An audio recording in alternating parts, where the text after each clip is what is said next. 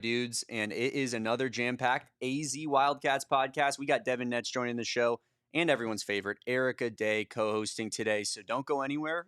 We'll be right back in 30 seconds.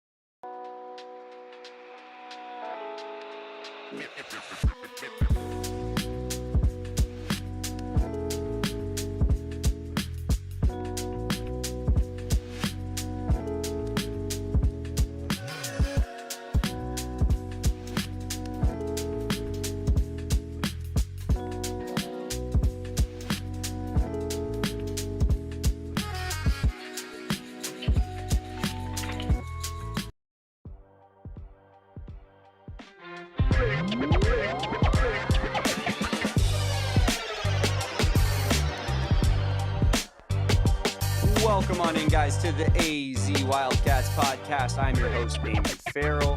We are here in lovely downtown Phoenix at beautiful PHNX HQ2, getting ready to make that move to HQ3. If you are here early, like this video, subscribe to the channel. We appreciate you guys for doing so.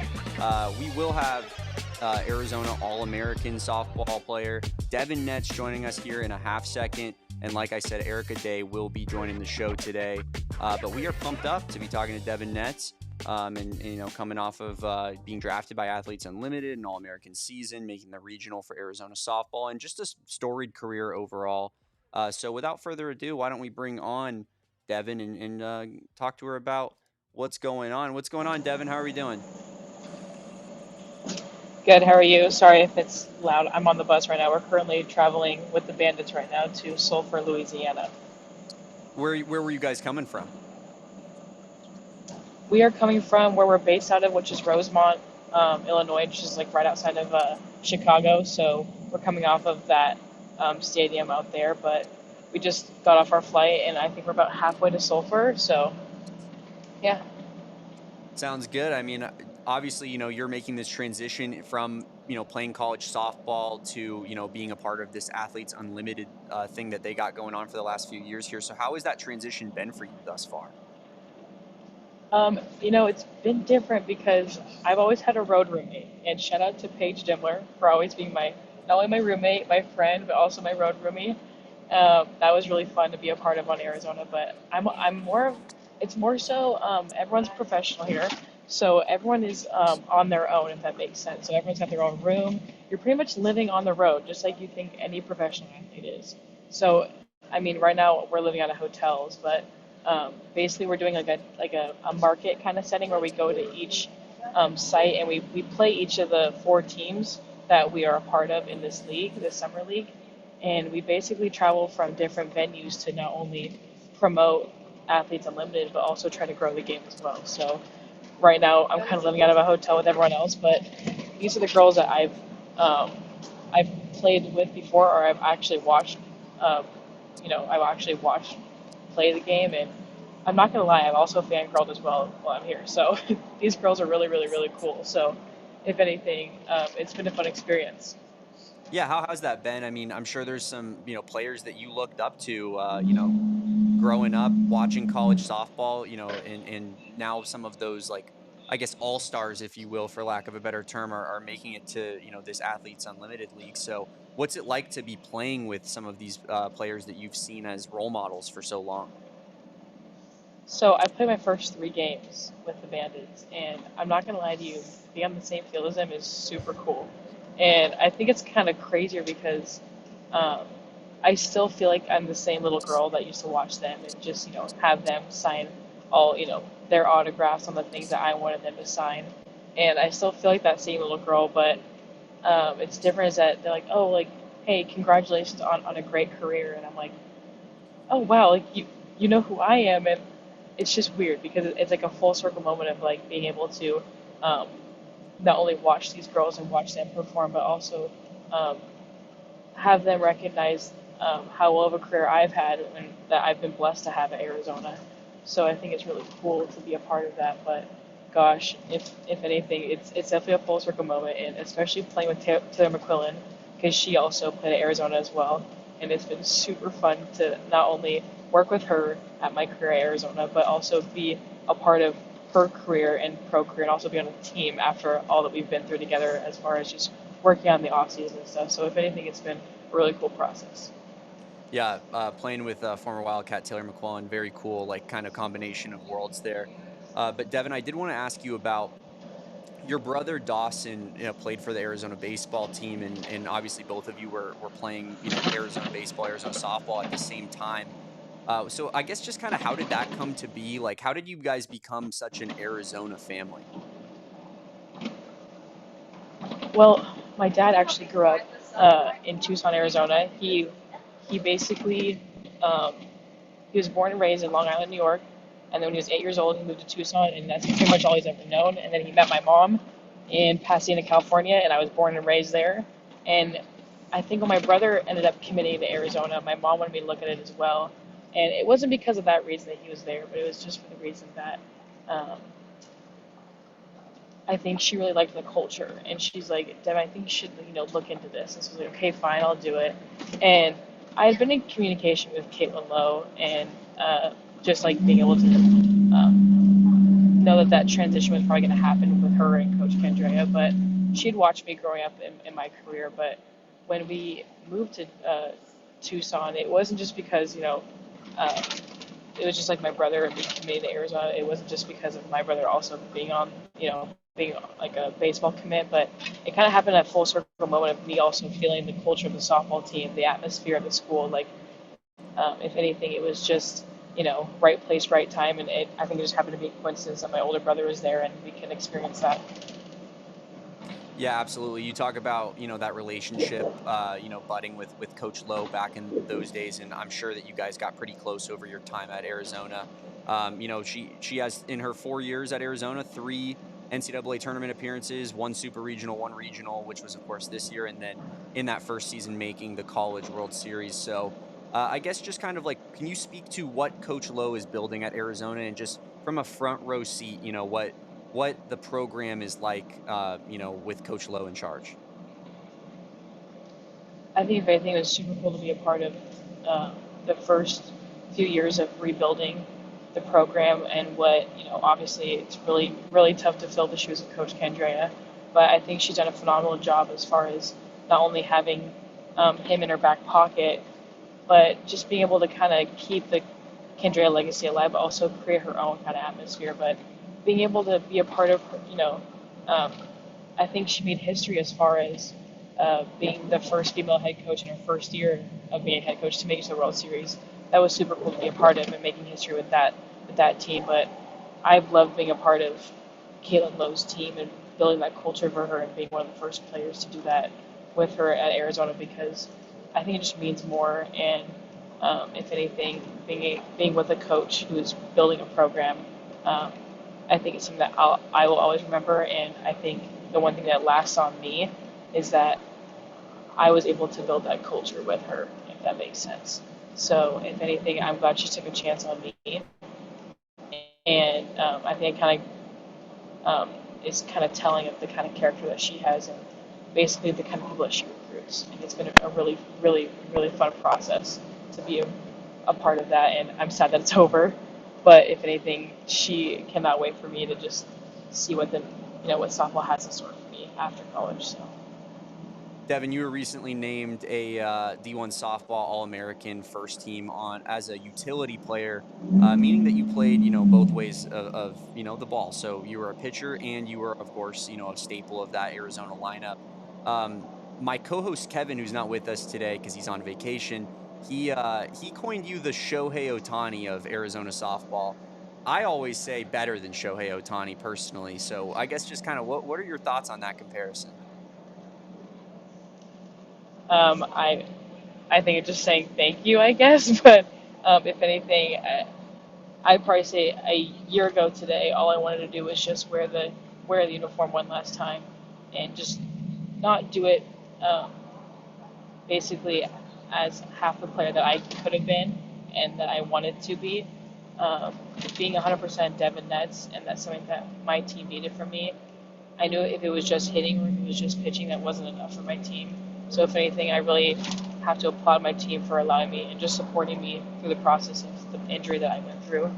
But I think if anything, having people say that, I think is hilarious because it's not the first time I've heard that, and I think a tremendous nod, I guess you could say, when it comes to people saying that. But if anything, it's funny. It makes me laugh, but it's cool to be able to do both, and it just kind of shows how hard people work when on both sides of the ball. So if anything, it's been a cool but also a funny little, I guess, accolade that people try to say, but I think it's hilarious. I want to stick right there with the playing both sides.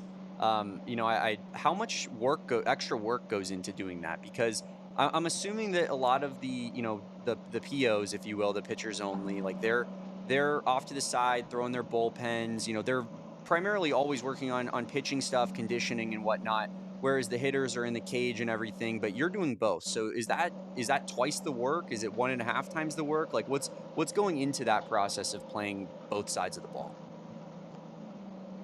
If anything, there's never a dull moment, I would say. You're running around everywhere, and you're running around like a chicken with your head cut off, because you're not only do you have to warm up before the game, maybe you also got to hit, watch film on both sides of the ball. So it's very, very busy. It's a very, very busy task. But if anything, it's kind of all I've ever known, because it's the way my dad has taught me. It's the way that I've just been raised. Is that if you want to be a great pitcher, you got to be athletic, and being athletic also means being able to hit the ball. And not only has hitting helped my pitching game, but pitching has also helped my hitting game. So it kind of, I'm kind of able to level out each side, and also just balance myself. Not get too high, not get too low. But if anything, going back to your question, circling back to it, it's just being able to be athletic. It's all I've ever really known. But also, it is hard.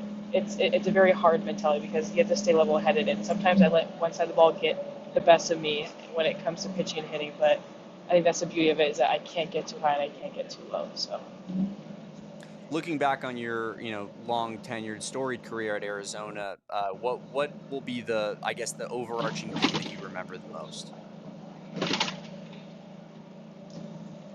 I think just you mean just like a moment, or with just anything? Anything, but it could be a moment, yeah. I have to say, being able to go to the World Series, and obviously learning from the senior class I was a part of. I guess you say that when I was a freshman, the senior class that took us to that World Series, but also watching them do it, and then class and that team take Caitlin Lowe back there and be able to do that. That was a pretty cool experience. But I probably have to say, probably being able to be a two-way player and having a coaching staff like Arizona. I don't really know any other coaching staff, and there probably are, but just them instilling the confidence in me that I can be a two-way player, that I can do both, that I can pitch, that I can hit. And I remember walking into Caitlin Lowe's office, and this is after my sophomore season, after the World Series, and I was like, I understand, pitching is probably most important for this team, so I'll probably just stick to pitching. And she told me, she goes, no, you're gonna hit, you will hit next year. So if anything, she not only instilled the confidence in me to be that kind of player, but even when I had no confidence, she gave that to me. So I think that's really telling of the kind of coaching staff that Arizona has. I'm going to get you out of here on more of a fun one. You're on the road now. You just mentioned to everybody that you're, out there living in Illinois. You're, on the road in Louisiana right now. What are you going to miss most about the great city of Tucson? The fans. I think the atmosphere, just the kind of crowd that Arizona brings. And there's nothing like, a packed house at Rita Hillenbrand Stadium, and just the atmosphere that the opposing team has to feel when they face us, and the crowd roaring. And that's one thing that I'll miss, is just everyone knowing everyone, just the tight knit community. And then I think I'll also miss just the team that Caitlin Lowe and her staff has brought each year that I've been a part of. So I think I'll definitely miss the team camaraderie when it comes to that. But if anything, we have the best fans in the country, and I think I'll miss that the most, because nothing is like a packed house at Rita. Well, Devyn, we really appreciate you being a Wildcat and also taking your time out of your busy schedule to talk with us here on the AZ Wildcats podcast. You can check out Devyn Netz, support her, Arizona fans, with Athletes Unlimited for the Bandits. And Devyn, we hope to talk to you again sometime soon. Thank you, and thank you for having me. Of course. Well, we are going to get into a quick break here on the AZ Wildcats podcast. And when we come back, we'll be talking about a little bit of Arizona women's basketball, some Carter Bryant stuff, and more. Do not go anywhere. But first, it's time to talk about our friends at Vimy. Vimy is a brand new concept app, and if you guys are not familiar with it, it is so much fun. So here's the deal with Vimy. Vimy is an app where they basically play a third party, to vet bets between you and your friends. So whether you're not just playing a game of 2K with your buddies, maybe trying to chug a beer the fastest, any of the above, just the regular stuff that me and my friends do. You can go on the Vimy app, put some money down, and they'll be the intermediary, just so your slimy friends actually pay you back this time. I know my guy Kevin still owes me for our March Madness Survivor picks bet that he hasn't paid up on. I keep saying, if I had just done it on Vimy, Kevin would have had no choice but to pay up. And yeah, it really is that simple. It's a brand new concept. It's so much fun. If you and your buddies are just hanging out, Vimy is the perfect way to enhance your guys' hangout session, as well as if you guys are in a fantasy league or something.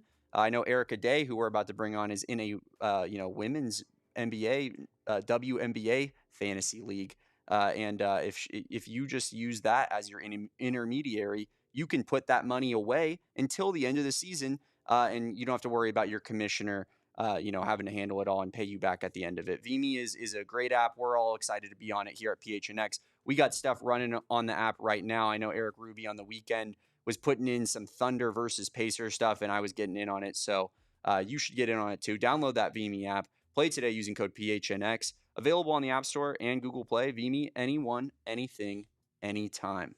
Is an absolutely great app, guys. You should check out this brand new concept that I honestly was kind of surprised that it hasn't been a thing before. Another brand I want to talk about is, of course, our friends at Branded Bills. We got a brand new promo code for you guys, BBPHNX, save 10%. I brought this hat to wear today, but I was doing 2 interviews with 2 Arizona players, and I didn't want to wear my Arizona hat during those interviews.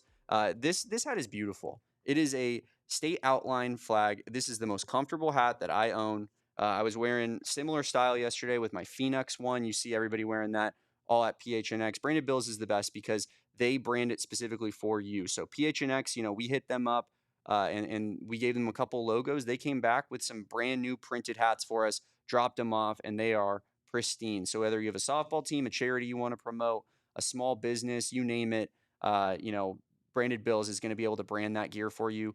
Truckers, fitteds, beanies, even T-shirts. Branded Bills has you covered. And like I said, they are the most comfortable and the best looking headwear in the business. So, local company based out of Mesa, Arizona. They love their Arizona Wildcats. They have their campus collection. Kevin and I talk about it all the time down in Tucson. It is unbelievable. Head on over to brandedbills.com. Use promo code BBPHNX for 15% off, or 10% off, I should say, that first order. Now, without further ado, we should bring everyone's favorite. As I said, I already hyped it up enough. Erika Day will be joining the program now.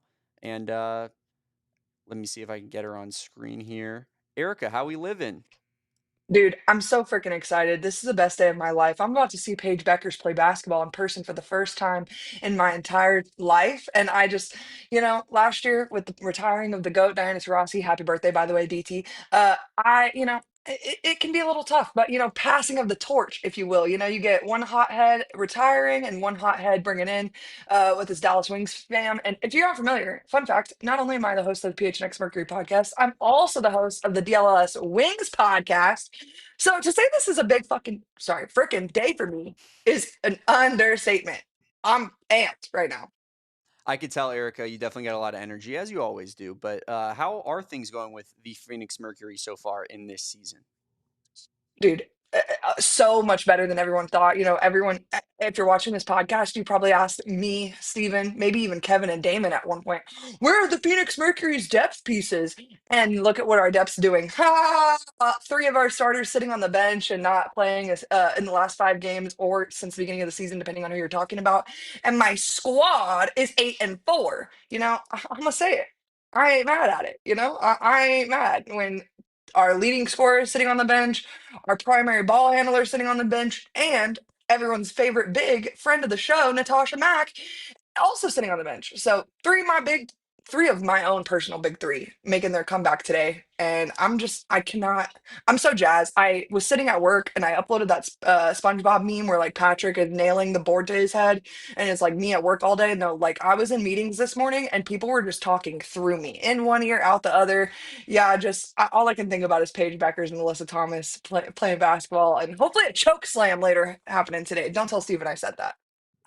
Well, unfortunately, Steven is sitting about 10 feet in this direction of me, so he hears every single thing that you're saying right now. But I will say that, obviously, Aari McDonald signed with the Fever, and we were going to be talking about that here in a second. You also host the DLS Wings show, as you said. Paige Bucher is coming to town. But Aari McDonald, she was picked up to kind of help fulfill that Caitlin Clark hole that was in Indiana, right? And she's played very well since making that move to Indiana. There have been, some reports in the last day or two here that the Fever will be very unlikely to retain Aari McDonald's services. Of course, Aari McDonald, the GOAT of Arizona women's basketball. And so I think there was a lot of hope that maybe Aari McDonald could stick around with the Indiana Fever. But are the Wings or the Mercury potentially a landing spot that she could find herself in? I unfortunately don't think that we will see her in a Mercury jersey this year. I don't think it's completely unforeseeable ever. I think she fits the mold of the type of player that the Phoenix Mercury like to bring in the free agency. Like she plays defense, which if you haven't heard is a hot commodity here in the WNBA. So I think Aari McDonald, while I don't a lot of the streets are saying that this is the first big test of the Indiana Fever's front office, and that if they let go of Aari McDonald and in order to keep some other players, some fans might be a little mad. But that said, I think Aari McDonald has made a really good campaign in her 2 or 3 games as a Fever so far, and I think even if the Fever end up parting ways with her, she will find a really, really good home here in the WNBA. I think either the Dallas Wings or the Chicago Sky will be the first people to call her. Whether or not she takes those, I don't. Who knows? But I would love to see her with the Dallas Wings. I posted that picture of Aari smoking PB5 yesterday, and the streets didn't really like that picture refloating around the TLs, but that's okay. It's a good, memorable moment, and so to see them two on the same team would be a lot of fun, I think. Absolutely, Erica, and that is one thing she kind of owns Paige Buchers, no? Like that would be an interesting dynamic. How does Paige feel about that? Like how does Paige deal with that mentally, knowing that embarrassment happened on national TV, even though Paige ultimately, ends her career with hoisting a national championship of her own, which area unfortunately came up just short of. Yeah, I think we'd be remiss to say they probably don't both remember that game and think about it quite frequently. In fact, you could just ask the Yukon fans how they felt about it yesterday when it again was refloating on their TL for the first time in 4 years. But they really think they should have won that game, and I'd imagine that mentality kind of spreads to the team as well sometimes. Although I feel like Paige Beckers is the type of player that she knows that the controllables are controllable and what's not controllable is not, and so it's up to her to control those controllables to win the game, and those non-controllables, hoop happens.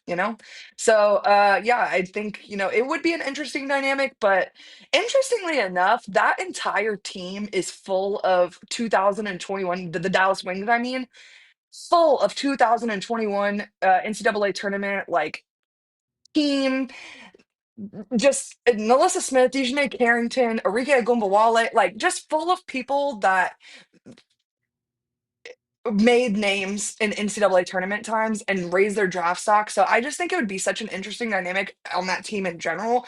Because not that Aari McDonald didn't have a draft stock before, she wins the Final Four against UConn and Paige Beckers, but to say that didn't raise her draft stock significantly would be, undersale of what actually happened during that time period of the WNBA.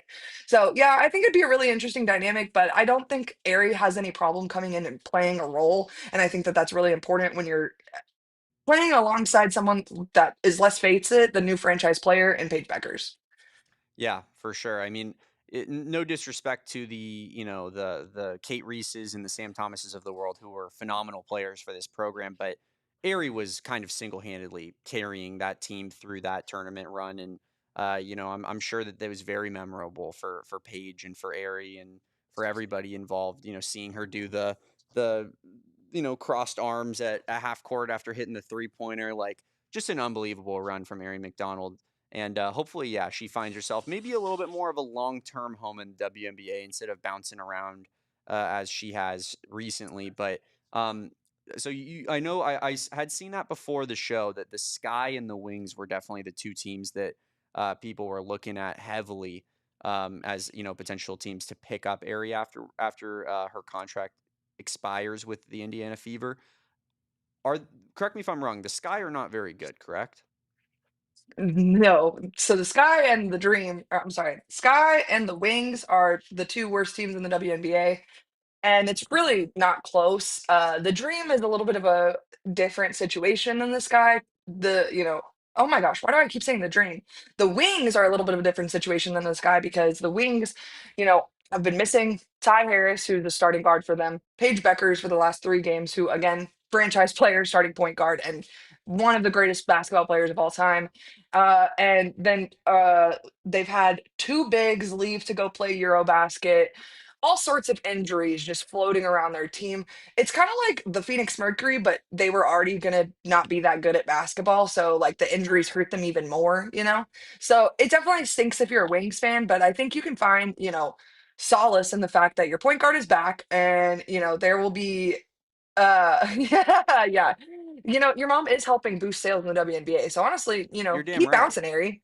I like it, but and we could have her with a full Infinity Stone, not just the three. You know what I mean? I think we could have her full 13 jerseys here Yeah. soon. But no, I think the Sky is an intriguing pick for me because she'd be playing with uh the Skyscrapers and Camila Cardoso and Angel Reese, and I just think of they really need a point guard. Hmm. Really, really, really need a point guard. I don't feel the same way about the Dallas Wings, so I kind of hope that she goes to the Chicago Sky because I think she's more likely to find a long-term home with Chicago than she will be if she signs with the Wings, who maybe, sign her for the rest of the season and then might part ways with her at the end of the season. You really don't know.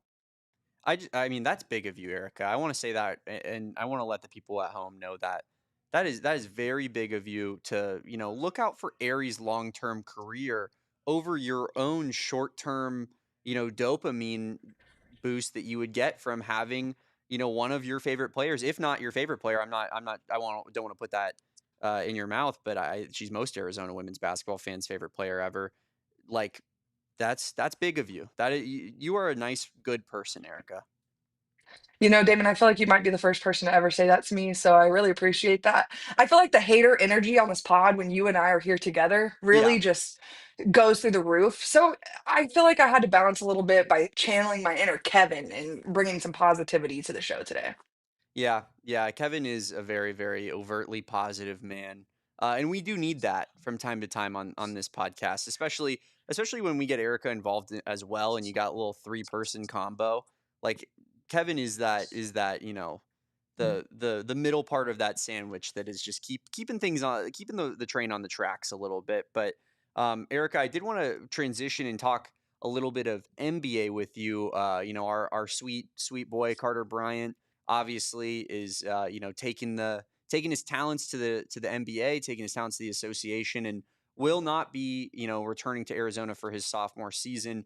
But it was recently put out. I think it was yesterday actually that he received a invite to the NBA draft green room.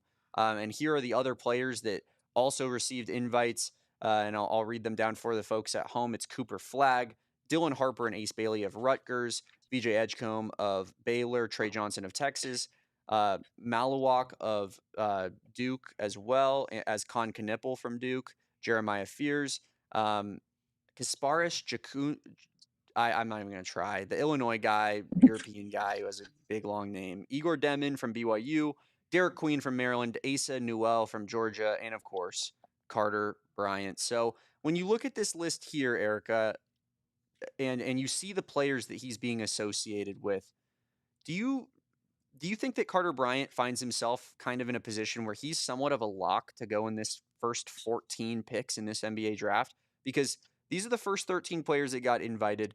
I believe 11 more expect to receive invites, but they'll be giving those invites out in the next wave here. That was the first wave of players that they wanted to lock in for the NBA draft green room. So, I know there was kind of some pushback regarding Carter Bryant. Should he leave? Will he be a high enough pick for him to leave? And he obviously didn't have a high usage rate at Arizona, but he was very efficient when he got the ball. Um, do you think that this is a sign of good things to come in terms of Carter Bryant's draft stock? The fact that he received one of these first 13 invites or so? Yeah, and I think it's a good sign from the NBA executives that they're kind of valuing the tools that he has over the production he had last season. And I think that's a good indicator of probably he had a good combine, my Combine, goodness, yeah. showing. Yeah, and so I feel like he probably had a really good combine showing, and they know how good he can be, and they know what a good developmental piece looks like, and that's exactly what Carter Bryant is for all of these teams. And so I won't be surprised if he continues to slide up on the draft boards. I think, to your point, yeah, he didn't play as many minutes as he probably could have here at Arizona, and definitely would have this season at Arizona. But that being said, in his minutes that they did play him, I mean, we saw flashes of pure greatness out there. I mean, there's no ifs, ands, or buts about it. Carter Bryant is a very, very great NBA player in the making, and his size and everything about his, length and how he moves proves it over and over again. And so, like I said, I really just think that this shows that they're really valuing the tools that are in his bag versus what's already been built and established. And everybody knows that Carter can hit shots. But what can't Carter do yet? I think that they really like that piece of it too. And so they want to get him in the system as soon as possible. And so I think, him moving up into the top 14 spots doesn't sound impossible to me. I think we know how great Carter is. And, I don't think it's beyond, anyone's brain to think that the NBA executives don't also know how fantastic Carter Bryant is. And we haven't even gotten to mention at this point of the show how awesome of a person he is and how great he has to be in a locker room.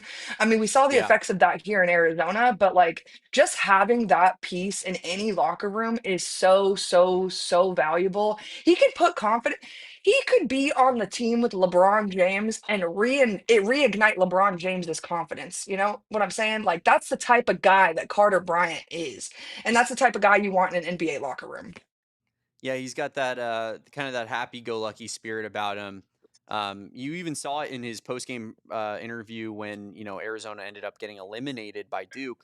He was emotional. He had tears in his eyes, but he had a smile on his face the entire time, talking about all of his teammates and his brothers that he built a strong relationship with. He took to Twitter and credited Coach Jack Murphy, of course, assistant coach of the Arizona men's basketball team, said Coach Murph Coach Murph always spoke it into existence regarding his invite to the NBA draft green room there, and he is looking to become the first Arizona Wildcat selected since Benedict Matherin and Dalen Terry were selected in the 2022 draft. So it's been a little bit quiet on the draft streets. Well, I guess first round pick, I should say, because Pella Larson was a second round pick last year for the Miami Heat. But it's been a little bit more quiet on the draft streets for Arizona men's basketball recently. So I believe that this is going to be like a big spark in a long succession of probably multiple draft picks when it comes to Arizona basketball and what Tommy Lloyd is looking to accomplish on the recruiting trails in recent in the near future, because Koa Pete and Braden Burry's at least off straight off the top, like those are first round prospects next year. You don't know on Dwayne Aristode, like he could be absolutely so yeah, there's a lot of options. Mo Krivas, I know some people thought had some pretty high draft aspirations at one point. So it will be interesting to see if this kind of jump starts, this being a Tommy Lloyd NBA factory, because those Dalen Terry and Ben Mather and player, they were Sean Miller recruits, right? So like this is really the first Tommy crop that's going to be going to the NBA, and Carter kind of gets to be the first guy that kicks that off. When I was doing my research yesterday, Erika, on Darius Wobbington, who Tommy Lloyd and Co. offered this weekend. Phoenix basketball player. We all know whenever there's a Phoenix 5-star, they come on down to Tucson. But when I was doing some research, there was a West Coast tournament, AAU tournament And there were some nuggets in there. This was from last offseason. And I was reading up about some of our friends, right? There was a Braden Burries part of the article, and they were like, basically like Braden Burries was the best player at this tournament. This is when he was a junior. That'll inspire a little bit of confidence in me. Another part that I found interesting during this Darius Wobbington article was there was a whole section on Carter Bryant. And in that section about Carter Bryant, this was like in his final tournaments before he made his way to Tucson and became an Arizona Wildcat. They basically said that, and I don't agree with this to the full extent, but I understand what they're trying to get at. They basically were saying that there are times where Carter looks disinterested. And I think that they got the basis of what they're talking about right, but that they got his intentions on it wrong. So they were saying that, there are times where his game gets a little bit passive. There's times where he kind of disappears on the court and you don't see it. And they viewed it as a lack of intensity, a lack of concentration, which I don't think that Arizona fans would say is the truth.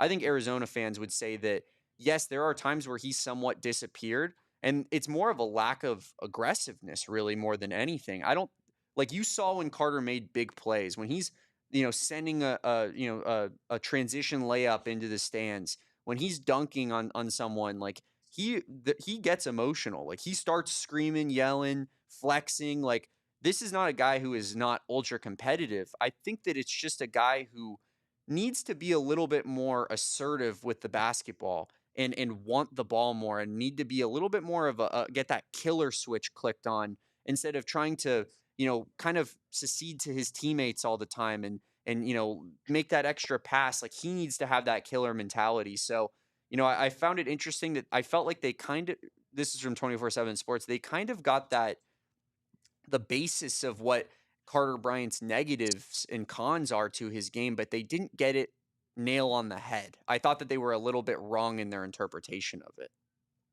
Well, and I actually think that when Carter gets quiet, that is actually the version of him that's the most locked in.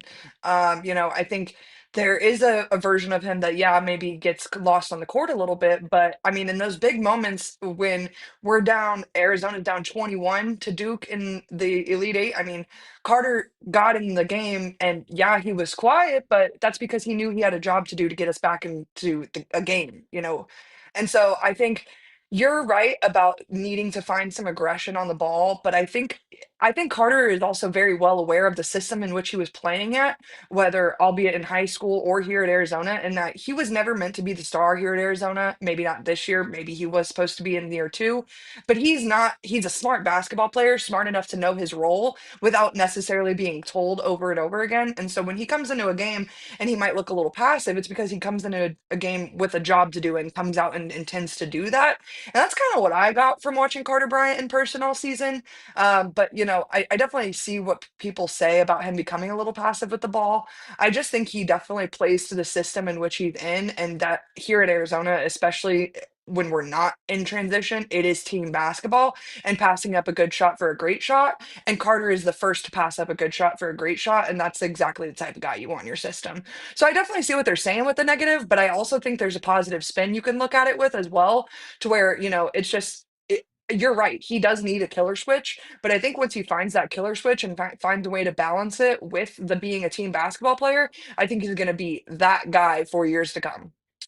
Yeah, and to your point there, like with he kind of you know he wants to make that extra pass. He wants to get his teammates involved, and I think he wants to play winning basketball, right? Like that. At the end of the day, that's what Carter Bryant's priority is. That's why he was fine being the sixth, seventh man on an Arizona team rather than starting over Trey Townsend, who he was clearly better and more impactful than, right? So I think that matches up well for a potential team with expectations, and so like say the Rockets at number 10 keep their pick. I think Carter Bryant with the chance to grow into something bigger, at the very least steps into a Houston Rockets team like that and provides, key rotation minutes where he's somewhat of a supplemental piece to their, more star level players. And I think that that could be a perfect fit for Carter, like stepping in, playing winning basketball in a smaller role and hopefully using that to,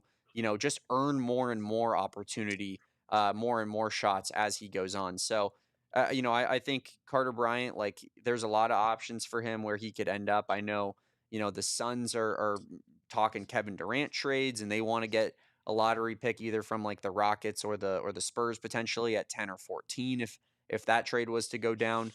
He could be an option to stay in Arizona potentially, which could be pretty interesting. Would Suns fans want Carter Bryant, or is he maybe a little bit not that they're the same type of player, but maybe a little too similar to the position that they drafted last year in Ryan Dunn, getting kind of that bigger athletic wing. So it will be interesting to see. But Carter Bryant, he seemingly is doing nothing but helping his draft stock all along this process, going to the NBA Combine, and I'm sure answering questions from teams and whatnot. He just killed that portion of it because he's such an infectious and likable personality, right? And you just want to root for the guy. So even though we're sad he didn't get to play a second year at Arizona, he always will be a Wildcat because he's the type of guy where he's going to rep Arizona for his entire career in the NBA. Well, and to your point, if the Suns moved into position to get him, I've lived in Tucson or Arizona for 13 years. That would be the thing that kind of finally converts me to Suns fandom. And Mm, you know, I don't know that that's a good thing or a bad thing because I've watched the pain that Suns fans have suffered through over the last 13 years that I've lived here. But nonetheless, if Carter Bryant's on the team, I would be willing to suffer alongside the Phoenicians at heart. And man. And then I would see him at Mercury games. Stop. All right. I need Ishbia to get on the phones right now. In fact, I have a direct line to him. Let me go ahead and DM him for the third time this week and let him know that I need to make sure that Carter Bryant gets his rear end to the valley. Whew. yeah, it certainly would be a fun fit, and I think that would be good content for PHNX Sports in particular. So that'd be we would be rooting on it, but we'll see if that has any legs or not as we go into the future here. But Erika, I wanted to get your thoughts on Arizona baseball and just kind of the making it to Omaha, winning the call or winning the Chapel Hill Super Regional, I should say. And just kind of their chances in the College World Series. We'll talk about that more after the break here on the AZ Wildcats podcast. But first, I wanted to tell you guys about our friends at Circle K. Circle K has a brand new rewards program called the Inner Circle. And the Inner Circle is just the perfect way to save money, guys. So I told you, I've been saying, you save, 25 cents off per gallon your first 5 fill-ups. They've been promoting 50 cents off per gallon. So whether it's 25, 50, you name it, first 5 fill-ups, you're saving a good chunk of change. After that, you're saving 3 cents off per gallon every time you fill up at the tank. I'm a premium member, which means that I save 5 cents off per gallon. Used to make fun of Kevin and look down on him for not being a premium member, but he unfortunately reached that status and I can't do that anymore. But it is very easy to become a premium member of the Inner Circle. All you got to do is download the app, sign up. It takes like 2 minutes to sign up on your phone, and the savings are endless. 79-cent Polar Pops, 99-cent Frosters, 3 for $7 Ghosts, as Derek says. We are Ghost people. 3 for $5 28-ounce Gatorades or 20-ounce Gator Lights. And of course, all that savings at the gas tank. Circle K, they got the meal deals. They got all the energy drinks, all the, even if you want some alcohol or whatnot, they got the beer cave. Circle K is the best place, to get all of your convenience store needs. So head on over, join the Inner Circle for free by downloading the Circle K app today. Terms and conditions apply at participating locations. Visit circlek.com for details. Also want to talk about Empire Today. Empire Today has a great promo for you guys. You're going to be saving $350 on your brand spanking new flooring. And this isn't just something that they do. This isn't just like, oh, we work on houses and flooring is one of the many things that we install. No, Empire Today flooring, carpet and flooring, I should say, this is what they specialize in. This is what they love. This is what they eat, sleep, breathe. It's like us with sports over here at PHNX Sports. They just love flooring at Empire Today. And here's the best part about Empire Today. They give you a free in-home estimate where they bring in their virtual floor designer. They take a picture of the room that you're getting that new flooring installed in, and they'll show you exactly what that flooring that you've picked out would look like on that floor. So you don't end up making a massive purchase that you end up hating. That's what's so great about Empire Today. They specialize in it. This is what they do. This is what they love. And it's so much better than going to a big box store where this is just one of the many things that they care about. Empire Today, this is, it's everything to them. And that's why you have to go check them out if you need some new floors. It's a national company. You can call them from anywhere, not just in the great state of Arizona, and use our promo code PHNX. You're going to save $350. Yes, you heard that right, guys. $350 discount with promo code PHNX. Restrictions apply. Visit Empire Today/PHNX for details. Let's get Erika back in here. Erika, you got some stuff going on regarding some women's basketball. Is there anything going on in the Arizona neck of the woods regarding women's basketball? We had obviously had Coach Becky Burke on last week. I'm sure you sat down and watched that interview. Did you have any thoughts on that interview in particular? First of all, you slayed that. Second of all, Becky Burke is genuinely The one best. of yes, and I want to say this because I know it's easy for me to be like, oh yeah, her talking points were awesome, but it's coaches talk. But seriously, like when you have a coach that can talk to your players as if they are their friends, Mm-hmm. while also still holding that dominance characteristic over them, that dog mentality over them, because I think it is a balance, right? Especially in the day and age of which we are in college athletics, like where you do kind of have to establish some sort of friendship, or maybe not a friendship, but a warm relationship of some kind. And so I feel like Becky is able to do that, but also balance that with being, let's face it, a dog. And so she's able to bring it from both sides for her players. And I think that that's really, really important these days. When you're recruiting in the transfer portal and you really have a short window to get to know these kids, you have 10 minutes to watch their film and then 5 minutes to get on the phone with them before Pat Summit 2.0 gets on the phone with them. Like it's a short window that, they have to recruit these kids. And so, I think Becky Burke is the perfect person to be at the helm of the program. I know there was a lot of big talk about it, before they hired her, but Becky Burke has just, to me, already proven why she was hired at this position, why she was brought back to the Power Five level, Power Four, whatever you want to say these days.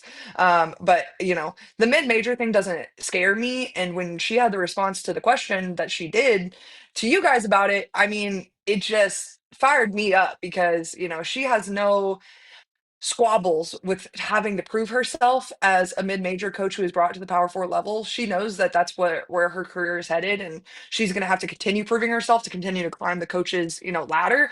Not that I think she wants to leave Arizona. That's not what I'm saying at all. But when you're a coach like her who's had to climb and get it out the mud as she said she had to do, you want to continue to climb the ladder, you want to continue to get more respect from your colleagues in and around the Power Four level. So I think she's ready to prove herself here at this level. I think Arizona in general is such a fun women's basketball market to watch right now because it's anyone's state, right? You Yeah. got a new coach at every single school. You got a completely new team at the Power Four schools, with ASU and last year POA, and then you got here with Mickey Purdue and all the other names, Cameron Kitchen, that Becky's been able to bring here.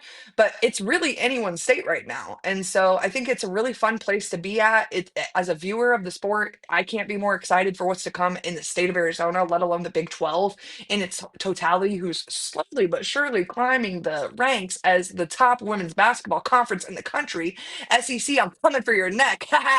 But yeah, I just think, it's going to be a really fun and exciting year. And I think coming off the season that Arizona women's basketball had, there's no one that could incite more confidence back into this fan base. And I think it's a hard job. I don't envy DRF at all for having to hire someone after the Adia Barnes era. Yeah. She got the season ticket holdership to where it is, and it was tough.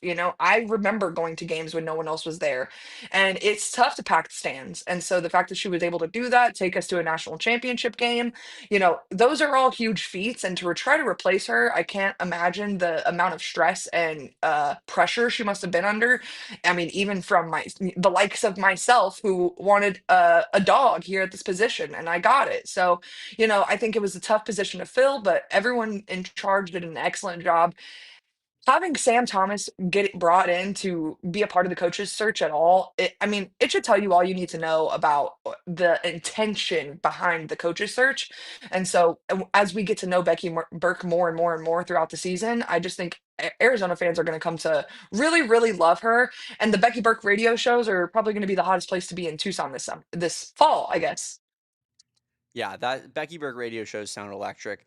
I did, what my major takeaway was how relatable she truly is, which I think goes into what you're saying, where it seems like like her players are almost like extensions of her friends of sorts, where like she's tweeting at Michaela Purdue and Cameron Kitchens and stuff, and on social media with a bunch of laughing emojis. They're all making fun of each other. Like it seems like it's just a great vibe right now around Arizona women's basketball. And one thing that we mentioned a long time ago, Erika, on your spaces that were, what was it, 8 p.m., which we'll have to start back up once Arizona football gets a little Here bit soon, closer guys. to the season, and especially once Arizona basketball and women's basketball gets going. But we were talking about that, you know, there's some excitement in the bare cupboardness of having an empty roster.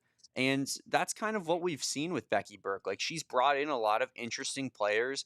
You have a player like Cameron Kitchens, who was an extremely highly rated player, but didn't, get a lot of, run at Virginia last season, and, has an extremely high ceiling, right? Or like you even, you bring in, you bring in a lot of players that are very, very interesting. So, I guess just, I think that this program is incredibly intriguing at the very least, even if they're not going to be world beaters next season. I think that, you're seeing it with the Becky the Builder stuff. Like, she's building a program, and it's not going to be year one necessarily, but I do think that this team could be very competitive and fun to watch, and just the culture around the program just heading in a positive direction as Arizona moves on. Because, yeah, Becky Burke seems like a player's coach, and the type of coach that, would really do well to be successful, especially in this NIL era where you have to find ways to out recruit people at every single angle. And if you can find a coach that is extremely relatable, extremely personable, and it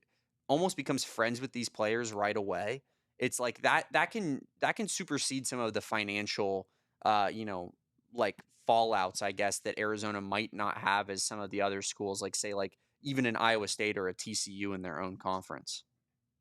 Well, and I take it back to what Devyn Netz was talking about in your interview with her earlier. I mean, her relationship with Caitlin Lowe is the reason that ultimately she decided to come to Arizona. And so, I think it's important for people to remember that, yeah, while we are in the day and age of NIL, we are still in the day and age of relationship building. And so until we leave that, it's in a very, very important aspect that Becky has to, kind of keep at the forefront of her coaching philosophy is just being a player's coach. And especially when you might be at a little bit of a monetary disadvantage in terms of NIL, you need to have that competitive edge when it comes to connecting with these young players. And so, I think her recruiting philosophy is really, really interesting. I think the one thing I keep going back to is just her relationship with her Buffalo players and the Buffalo coaching staff, and how much you can just see that on the court if you go back and watch a Buffalo basketball game from last year. And so I think it'll just be something that you can feel in Tucson this year. And not to keep making this about ASU, but I would gander here that, Molly Miller may have a little bit of a competitive advantage when it came to recruiting, just because she did kind of know what she was stepping into. She was right next door. She kind of knew that she was leaving, I think it's safe to say, for quite some time, Yeah. and knew that the ASU job was hers for the taking, hers to deny, right? And so I think Molly had a little bit of extra time. And Becky came in a little late, but I think it's worked to Becky Burke's advantage in a way that, we didn't really expect, in that she reached out to players that she wanted to bet on, and those players valued her betting on them so quickly and eagerly as soon as she got to the Power Four level. And so I have a lot of confidence in Becky Burke's ability to lead the program. I talk a lot on the PHNX Mercury show about just being a winner and knowing how to win, because there's 13 teams in the WNBA. Not all of them can win the championship at the end of the season, but there's a lot of proven winners in the WNBA. And so Becky Burke is very much a proven winner at every level that she's coached at. And, I just don't foresee that this team could be in a worse position than it has been for the last 3 to 4 seasons with the in locker room stuff and the out of locker room stuff and the on court atrocity that we've been watching. I just don't see that it could ever get worse. I talked a lot last offseason about how I expected like a really middle of the pack Big 12 team.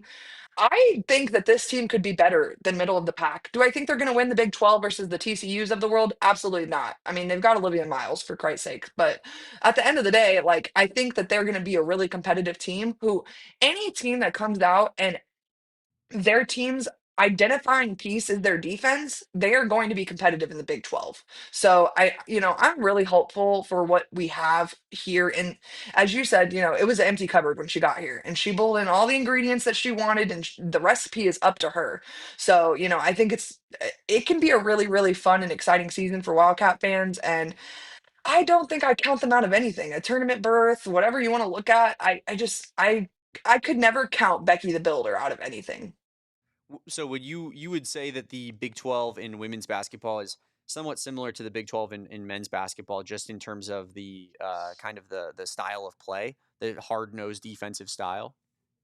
I would say so. I would say the SEC is probably a little more physical in a sense, but just because their players are, for obvious reasons, a little bit bigger. But I think the Big 12 is climbing the ranks in terms of competitiveness and specifically women's basketball. I think the Big Ten's taken a step back. The ACC also not looking so hot. I don't know if you heard about the new coach down in Texas, but anyone get it? Anyways, um, but no, all these conferences are taking steps back, in my opinion. And the Big 12 over and over again is taking steps forward, and TCU is leading the charge there. But the other teams are not far behind. You already mentioned it, the Iowa States, BYU with Delaney. I'm blanking on her last name right now, but I mean, just a lot of teams all over the conference are taking big steps from their transfers and even freshmen that are coming in and changing their programs. So, when you've got Audie Crooks, Olivia Miles, I mean, you've got some winners here in the conference. So I think the Big 12 is going to be the sleeper conference of the year. Everyone always sleeps on the Big 12. I don't know what the T is. I feel like ever since and I know the Big Pac-12 still exists, but not in the same capacity. So I still say it's dead.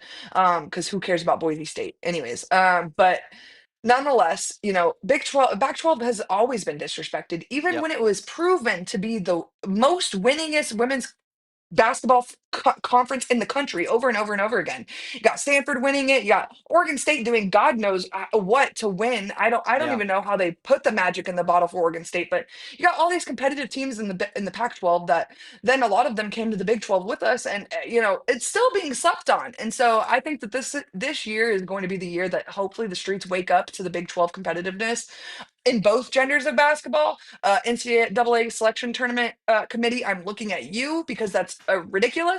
But yeah, I just think it's going to be a really fun year in the Big 12 and specifically in the state of Arizona. So Yeah, it is interesting. I think that the Big 12, in a sense, did kind of take that baton from the Pac 12 of being the most disrespected conference, just because, I mean, you think about it, right? Like in baseball, there's zero hosts. In basketball, they were never considered the best basketball conference over the SEC all year long until the SEC went into the tournament and laid an egg, like these teams oftentimes do.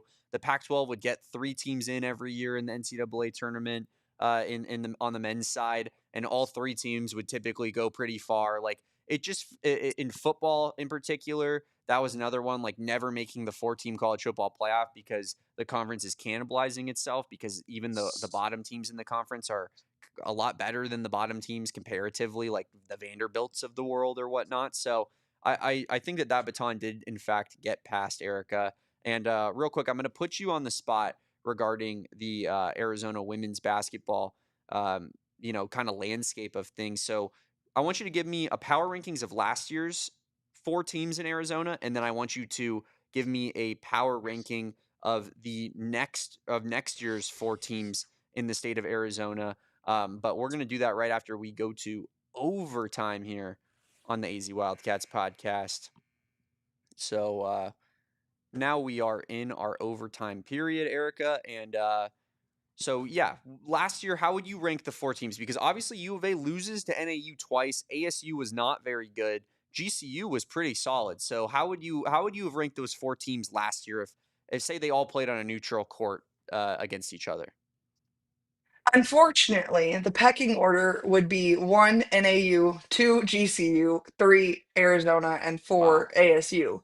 And I think that's pretty tough. ASU took a loss to GCU really early in the season. Arizona also lost to GCU at home. I want to say I could be wrong about that, but that's what my photographic memory is telling me is that they lost to GCU at home, and then the NAU losses, plural, once up there and once here for the WBIT.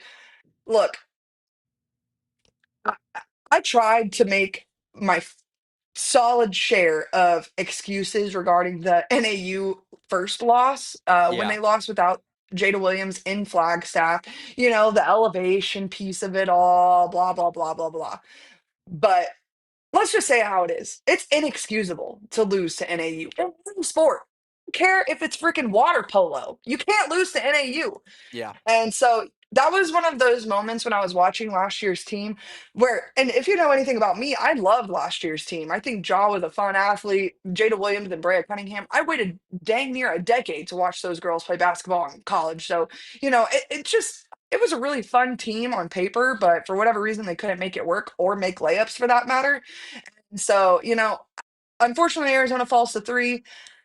If I have to call it for what it is right now, ASU is still at four. And I'm not scared in saying that. And Even I with know the NAU ASU fan, losing their coach, like I would assume even that with with it, yeah, NAU losing their coach, that they would drop down to 4. And where did their coach go? I forget.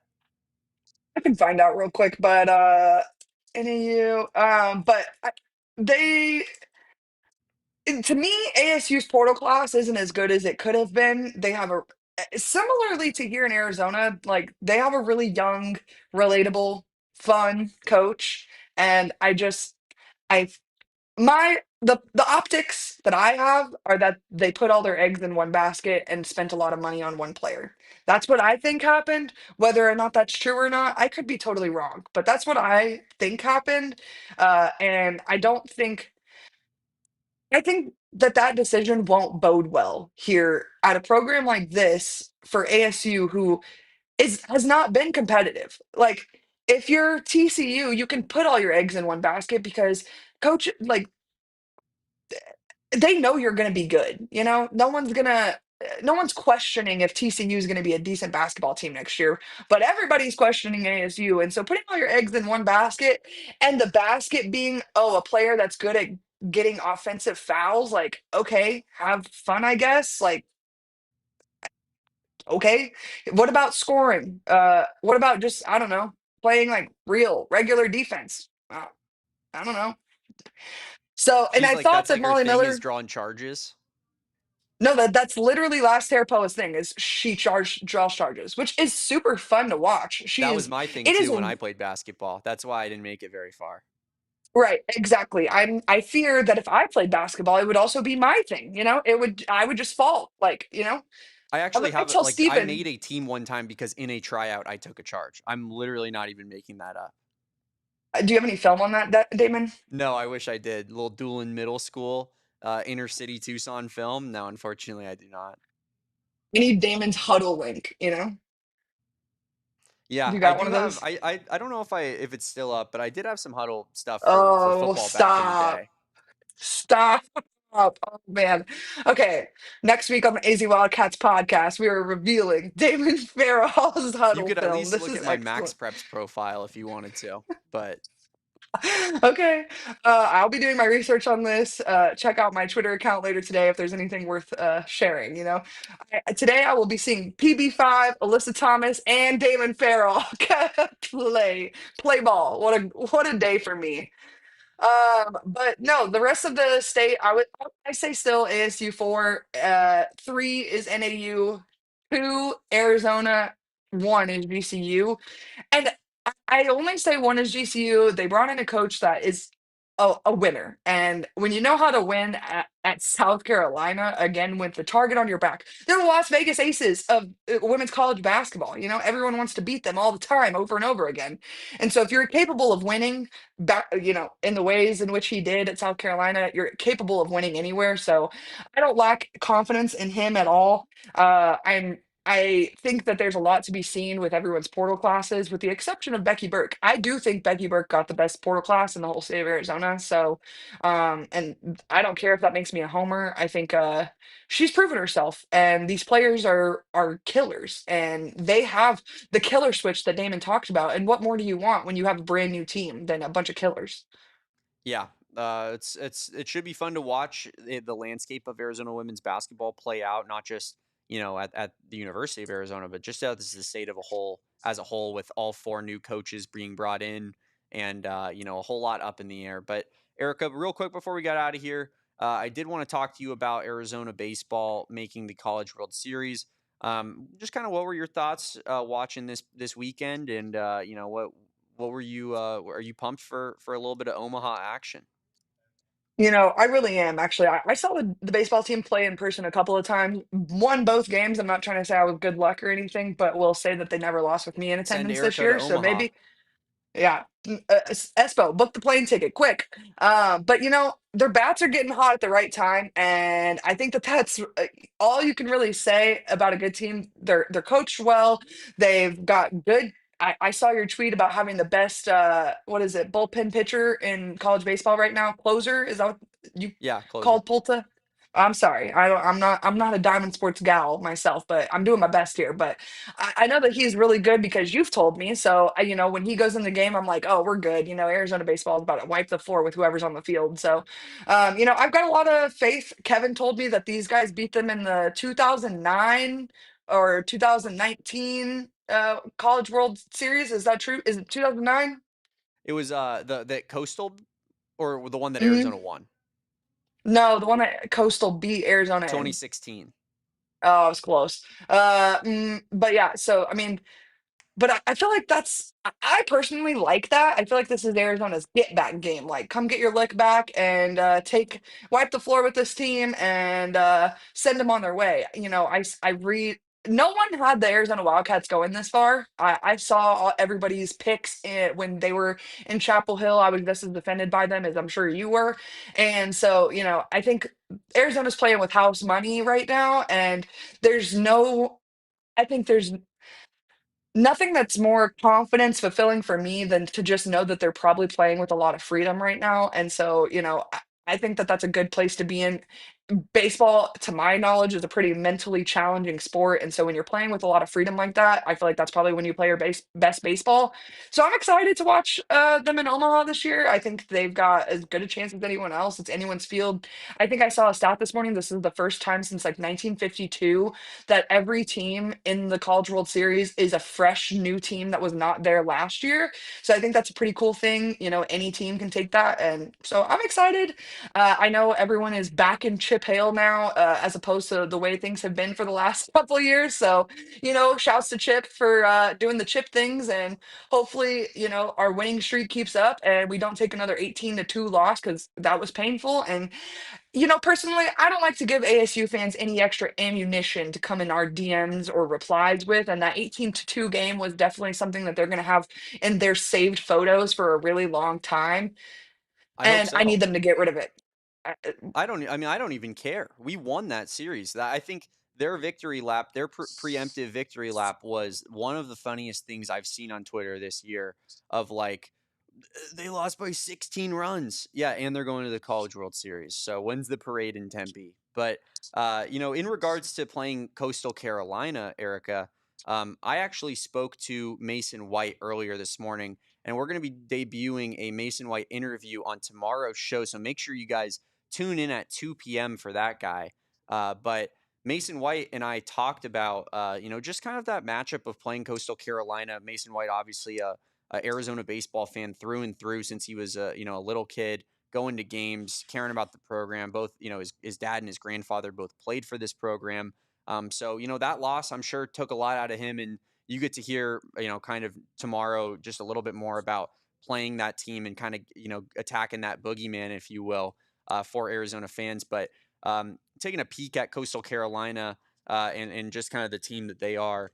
We talked about this yesterday with Justin Spears, but they're fourth in RPI according to D1 Baseball. They had the number one RPI in non-conference because Coastal Carolina knows that they don't play in a big tough conference, so they scheduled a ton of tough non-conference opponents, and they took their licks. I mean, not really took their licks, but you know, they they lost 7 games. They went 23-7, like very respectable record. Played a lot of really good teams.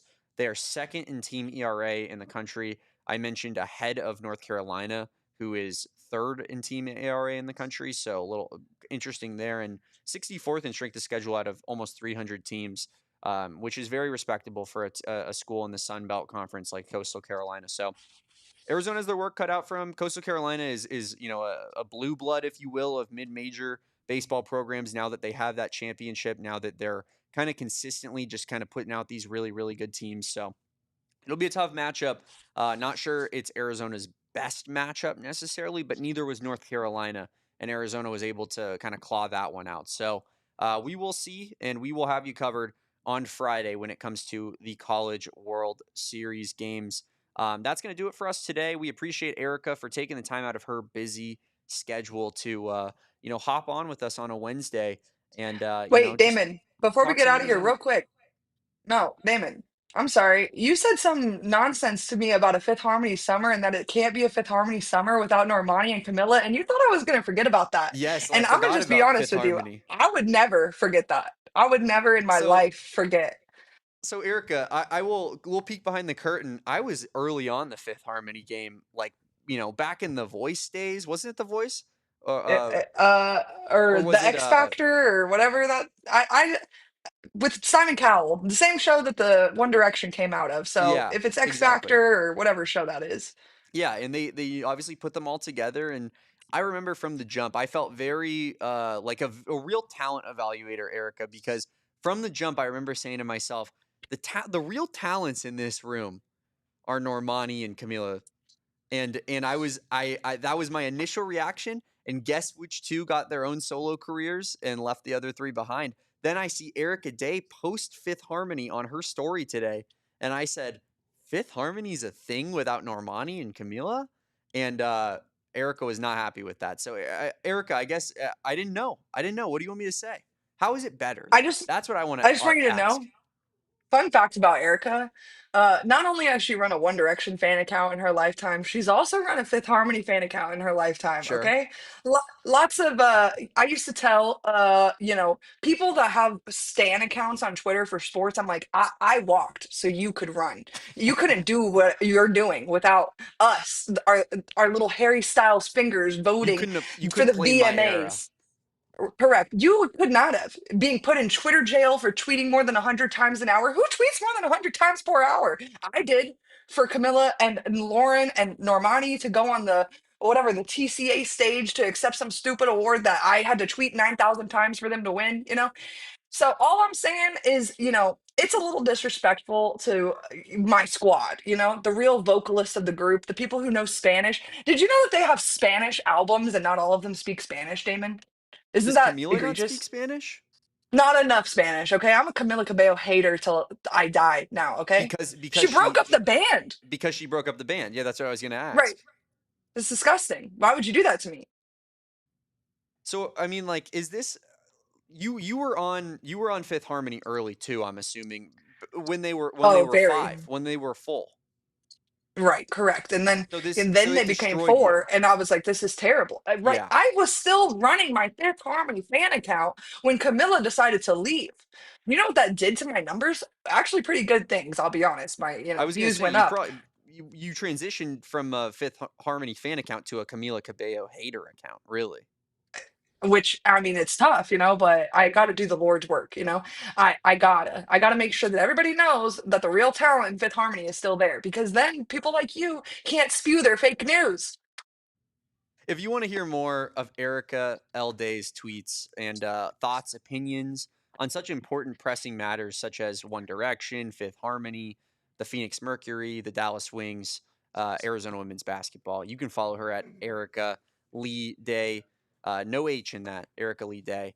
And Erika, we appreciate you taking time out of your busy Wednesday to rock with us on the AZ Wildcats podcast. We will be back tomorrow on a Thursday. I will have Mason White on with me. I will have Saul Bookman on with me. We're going to have a great time. Can't wait. Kevin's still on vacation, slacker. But we're going to keep rocking over here on the AZ Wildcats podcast. But appreciate everybody for watching. Drop a like on this video. Subscribe to the channel. Follow me at Damon Dog. That's DAWG. Follow our main account at PHNX_Wildcats. Yeah, we'll keep you locked and loaded with all things Arizona athletics in the meantime. See you tomorrow at 2 p.m. Shout out Erika. And until then, peace out, bear down, and go Cats. We all silly like the mayor.